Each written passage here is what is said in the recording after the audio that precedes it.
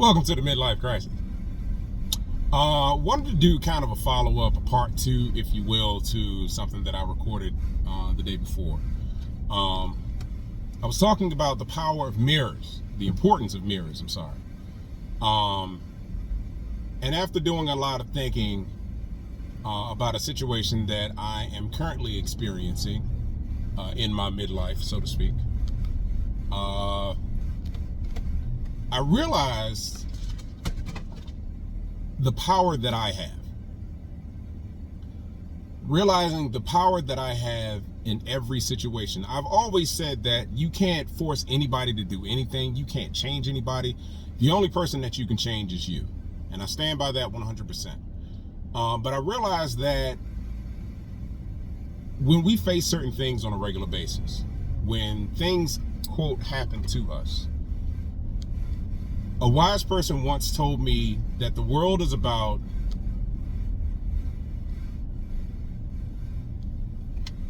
(2% of the things that happen to you and 98% on how you respond. I'm sure I got those percentages off, but the essence behind that statement is, then yeah, things are going to happen to you in this world that are out of your control. However, how you respond to those things is everything. And I realized that I'm dealing with a situation. I don't need to go into too much detail about it, but let's just say my initial reaction to this situation was to be pissed off. And then I thought to myself, nah, I don't need to be pissed off in it, but I'm still put off. I'm not pissed off, I'm not angry, but I'm put off by it. It didn't ruin my mood, but it definitely changed my mood. And I realized that in that moment, I don't even need to let that happen. Things did happen outside of my control. I was accused of doing something that I didn't do. And I was dwelling on it, trying to figure it out and trying to understand why this individual would accuse me of doing something that I didn't do. Had no intention of doing it ever. Have no intention of doing it ever. Would never do it to this individual. But still, that's the first thing that this individual said, is that, I was trying to injure them. And like I said, I didn't get pissed off about it, but I got put off by it. And then I realized within myself, within my own power, within my aura, I don't even have to do that. I know for a fact within me that that's not what I was doing.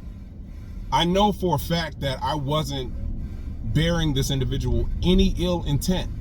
So the amount of time that I'm spending on it, thinking about getting this person to understand my point of view, thinking about getting this person to see things from my side, thinking about bringing up example after example of how I didn't, try to injure this person, thinking of other situations to compare it to further support my judgment on my side of the argument that I wasn't trying to injure this individual. I realized I don't have to do any of that. Like, my reaction to this doesn't have to be that, because again, I wasn't doing it. I have another saying that only a guilty person has to defend themselves. I'm not guilty. So why waste time with my mood being anything other than what I want my mood to be? Why waste time attempting to get an individual to understand where I'm coming from? Now, don't get me wrong. Based on the individual or the importance of that individual in your life, yes, definitely explain your point of view.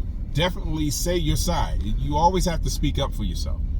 But when I say defend yourself, you don't have to engage in the ongoing back and forth with an individual, regardless of how important they are.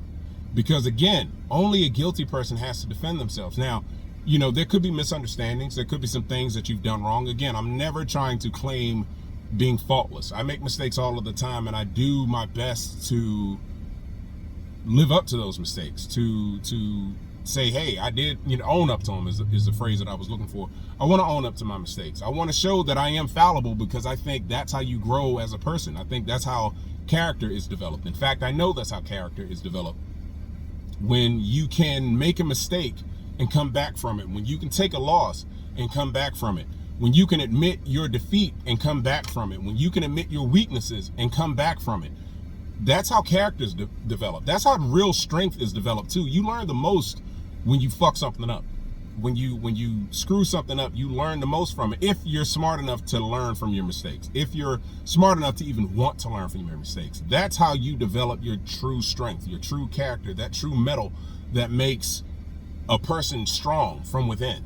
Not necessarily just talking about outward strength, but if you wanted to, you could too. I mean, if you understand anything about how muscles are built, you first have to tear a muscle down in order to build it up. That's where the soreness comes from. You're actually shredding your muscles, but then when the muscle heals and you got the proper nutrients and the vitamins and things like that in your body, your muscle heals stronger. It gains mass because that's scar tissue on a microscopic level that's, you know, covering it up and it's building it up, and that's why your muscle becomes, you know, bigger and stronger. It can sustain more stress. It can sustain more exercise and I'm losing the word. I keep saying 15,000 times, but you get where I'm coming from.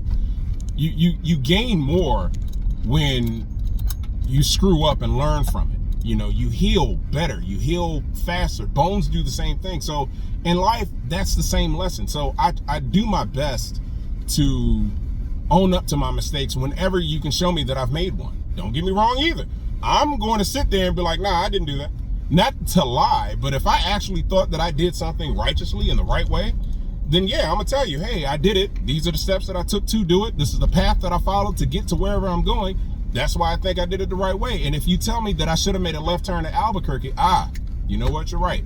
That's when you can, you know, tell I did do something wrong. I should have taken that left turn to Albuquerque, as opposed to, you know, making the right where I did. So I can be proven wrong. And yeah, it's a conversation and it may be a process, but when I get proven wrong, yeah, let me own up to that. I did that. It was wrong for me to do. Let me make some amends so I don't do that the next time. So what I'm saying is, in a situation where I know I didn't do anything wrong, in a situation where I know that I didn't bear this person any ill will, where I was never doing, you know, trying to injure the person, that's not to say that I didn't say something that upset them. I've done that, and I do that. You know, if you tell somebody the truth, if you tell somebody the way things actually are, sometimes they're not going to like it. As the old saying goes, the truth hurts. So I'm not saying that I didn't hurt you. And if I did hurt you, I'll apologize for that all day long. All day long. Because I'm not trying to hurt you. It may have happened. It's like giving you medicine or taking a Band-Aid off. You know, I'm trying to get this Band-Aid off because I'm trying to let that wound heal.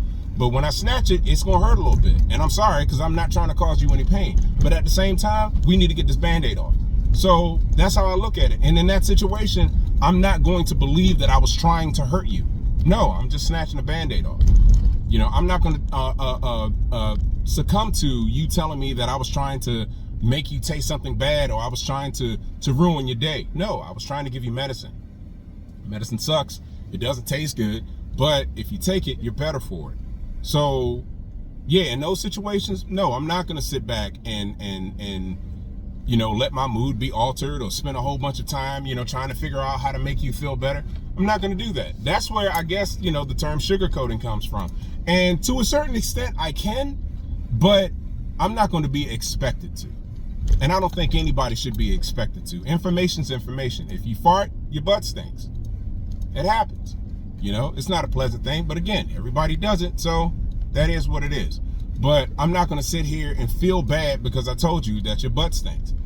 That's the only way you're going to figure out whether or not you need some air freshener, if somebody is going to be honest enough to tell you your butt stinks. That's a weird ass example in it, but I mean, it is what it is. That's where I'm coming from. So I just want everybody to understand, you know, yeah, there is a stark importance of being able to look into the mirror. But once you look into that mirror, understand the power that you have. Understand what is actually within your control. And part of that is your reaction to whatever outside external impetus or stimulus comes across your path. You get to determine whether or not you're going to overreact, whether you're going to cry, whether you're going to laugh, whether you're going to be angry. You get the chance to determine that. That outside person doesn't have that control over you. You have that control over yourself, and we all need to work toward realizing that. And if we don't have it, we all need to work towards making that a reality. You don't have to be a victim to what happens on the outside of you. You can determine what you go through. And some people may not like that. par for the course. It's going to happen. Some people aren't going to like to hear things that are difficult for them to hear. And we have to allow those people space to deal with that. You know, that's a challenge within itself. It's a challenge that I've had to deal with myself. But at the same time, once you get on the other side of that, you're a better person for it. And if you can help that person get on the other side of that, you're a better person for it. So, yeah, just a little public service announcement. Just wanted to get people to actually realize their power, realize that, you know, your reaction doesn't have to be an automatic thing. It can be something that you choose and something that you work through and work towards.